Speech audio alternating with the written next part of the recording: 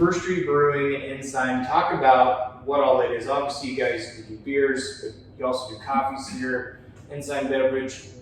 Just tell us more about what that is, because as I was doing research, I thought maybe it was just a brewery, but you guys do a lot more. So talk about that.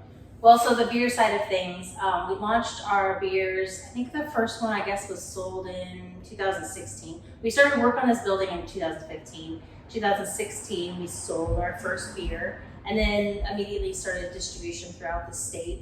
Right now, you can find our states all over central Nebraska, out in western Nebraska. We don't currently have distribution in Lincoln or Omaha.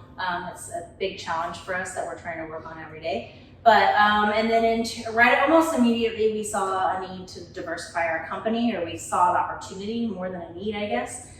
We were on the coast, on the East Coast, West Coast. We saw the other breweries were diversifying as well, doing more non-alcoholics alongside their beers, because it just offers it just opens up so many other doors. Sure. And you're able to serve so many more people. And I mean, beer's great, but sometimes you just can't have a beer. Like right now, noon, I don't know, Friday, I've got to go to work in a few hours. I don't know that I need to start drinking beer.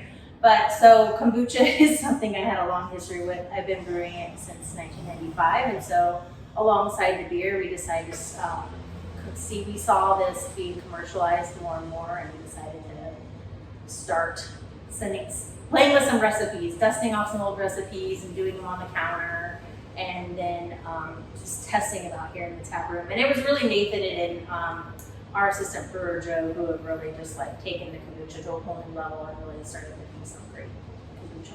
So what is kombucha? Kombucha is a fermented tea. So you actually, to make it, you make a sweet tea, and then you throw in what's called a SCOBY, a symbiotic colony of bacteria and yeast. Okay. And what that does is the yeast in the SCOBY eats the sugars, creates a small amount of alcohol, and then the acetobacter eats the alcohol and creates acetic acid.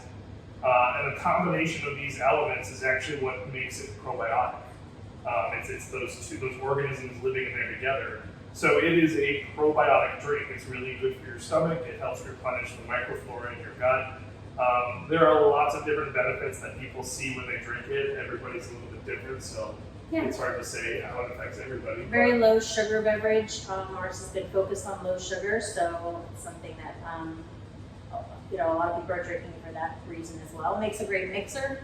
If you're not interested in beer, but you want a mixed drink, but you don't want to have that sugary margarita mix, Sure. It makes a really nice sour on top of that. So, Because it is a fermented beverage, if you do use it as a mixer, it retains its probiotic quality.